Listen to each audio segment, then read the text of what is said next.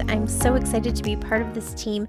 It is absolutely amazing how much talent is on the Sparklers team.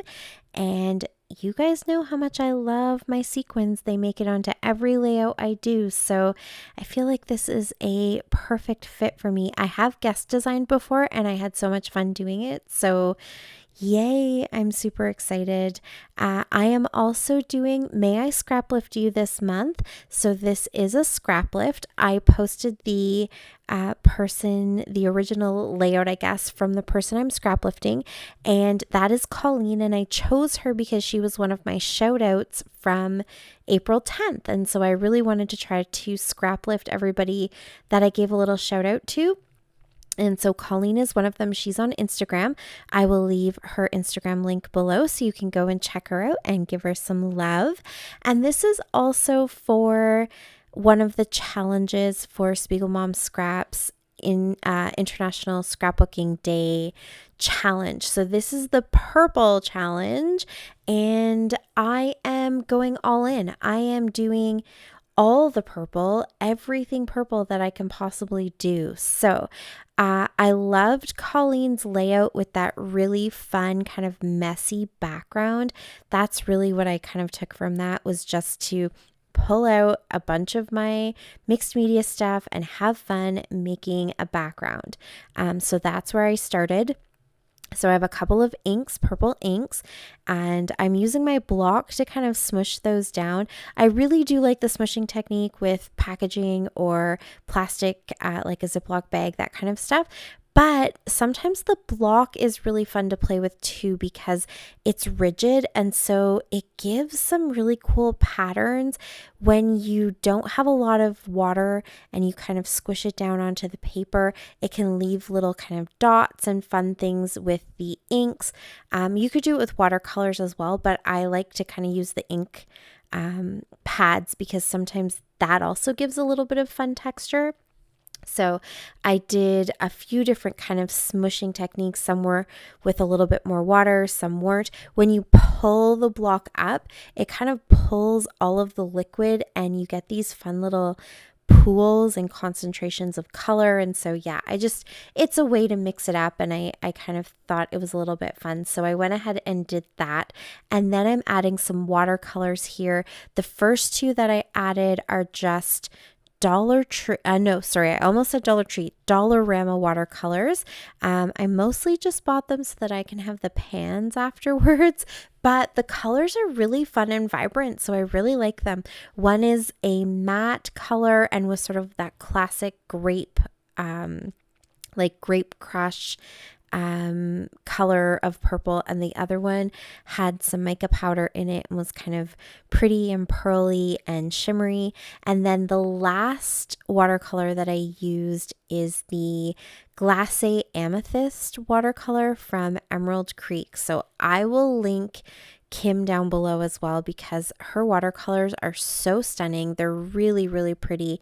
The fun thing about that particular watercolor, the glacé ones, is that you can heat set them. So you can actually get out your heat gun, dry the watercolor, and then if you try to reapply water to it, it won't reactivate it. So you can actually layer up different colors of watercolors and do some really cool effects, especially I think Kim does a lot of like the mixed media art journaling kind of stuff, different like home decor and that type of thing. And so it's a really fun product to kind of play around with. She also has infused watercolors, just like her infused embossing powders that have a scent to them and they hold their scent. It is super cool. So definitely check out that link. It's a lot of fun. And speaking of the Grape Crush, which is what I said was the very first kind of color that it reminded me of, those are the sequins that I'm going to be using today too. So again, all the purple.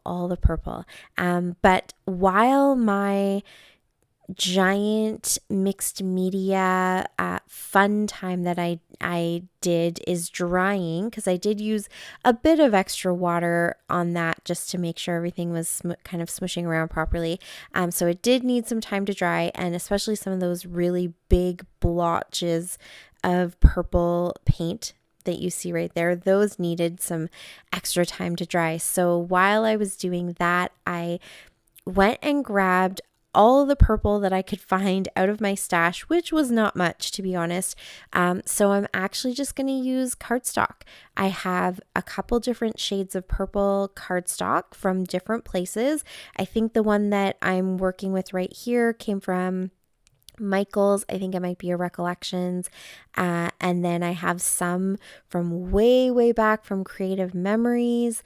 And I think the other one is Basil. So a mixture of cardstocks. I didn't really find much as far as pattern paper is concerned.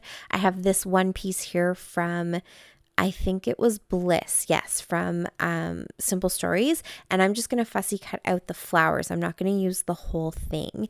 I just really wanted to stick to as much purple as possible. So I will use that one little piece, but that was really it. So I decided, because I don't have a lot of patterns going on, I went ahead and tore the edges, and that just gives me a little bit of interest, a little kind of something different about the paper, so it doesn't just look like a bunch of layers of, you know, the same type of paper in different colors. There is a bit of pattern to the one I use as my background. But yeah, I thought ripping the papers would just give a little bit of something different to kind of break up the monotony of just paper on paper on paper. And so once I did that, kind of ripped everything, got my picture matted, everything is still drying. Those big splotches really did need a lot more time to dry. So I went into my little sticker bag, I guess you could call it, that I always keep right in front of me, and I'm just going to go through and start pulling out purple stickers from anywhere I could find them. So I have these ones here from Shamel. She had lots of purple in her American Crafts sticker book, so I'm just pulling out everything. When I say this is everything purple, it's literally everything purple. So individual flowers that I could find, labels, tags, all kinds of different stickers, little words. I don't think I have any phrases, but, you know, little individual words and banners. I had these that I pulled out because there's two purple phrases in those puffy stickers. One of them said snapshot and the other one said me time. So neither one of those really worked well. So I just put those back. And then what else do I have here? These are Maggie Holmes stickers from her big American Craft sticker sheet. I knew there was a purple rose in there, so that's what I went looking for. Here I have some Paige Evans, and so I'm just going to pull out, I think, a few stickers from there. That single sheet right here, this is also Paige Evans, so there were a couple more things that were purple in there, a little butterfly and a little tab. I still have those flowers. So yeah, I just pulled everything out. It's kind of all stuck to the shelving right in front of me so that I can keep my eye on it and just, you know, use what I want. And then kind of going along where Colleen had two pictures. I didn't really have two pictures that I wanted to use, but she did have a card. And so I saw that sticker that has rounded edges and it's a little bit bigger. That came from the Schmel booklet. And so I thought that kind of reminds me of I don't know if it was like a journaling card or just a piece she cut out of a piece of paper, but it kind of gave me the feeling of like a journaling card. So that, sticker, that large sticker that I have, kind of represents that aspect for me. And then I just wanted to have three little embellishment clusters. She sort of has three main clusters. And so yeah, I go off script a little bit. She definitely doesn't have all the ripping and stuff like that I do, but there are definitely the main elements there. She has the border around her mixed media page, and then she does have a landscape photo. It's just I've squished mine over to the side where her portrait photo is because I only had the one. And then kind of that card. And then I'm going with these 3 kind of embellishment clusters, but hers, she's got 3, but they also kind of join together a little bit. And so I'm doing that too, just by having all these layers. And then you saw I had all that beautiful shimmery paint on my paintbrush, and I didn't want to waste it. So I went ahead and put it onto the stamping block, and then I grabbed some tags and dipped them in that shimmery paint. And so that kind of gave me some purple as well, and a little bit of white, just to have a few moments of calm in this layout because it's so busy and there's so much going on. But instead of wasting a lot of that paint by tucking it under the layers of the pictures, I decided to cut off the ends of the tags, and then I just punched out some stars. So I've got these beautiful shimmery stars that I could use as embellishments. So once everything was put on, then it was time to focus on the sequins, and I decided I kind of wanted to do a border. And the sequins definitely, to me, go back to Colleen's layout as well, because her layout has a cowboy theme, and I always think of sequins when it comes to cowboys, because living where the Stampede is and seeing the ornate costumes that a lot of the show riders wear, there's definitely a lot of sequins, just like in the dance world and, you know, other kind of pageantry and show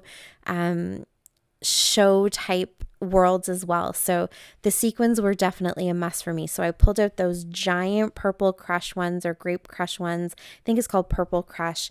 And I made a border all the way around my photo with those ones. And then I pulled out the little teeny tiny purple ones from the Painted Garden mix and just added a couple of those. There's teeny tiny kind of pale, almost clear purple ones, and then there's even tinier dark purple ones. And so I've scattered those around a little bit, and I'm even going to add some of the lighter ones on top of the large purple ones. So in a couple of places, I didn't do it on every single one of them, but in a couple places you can see me here kind of adding them in.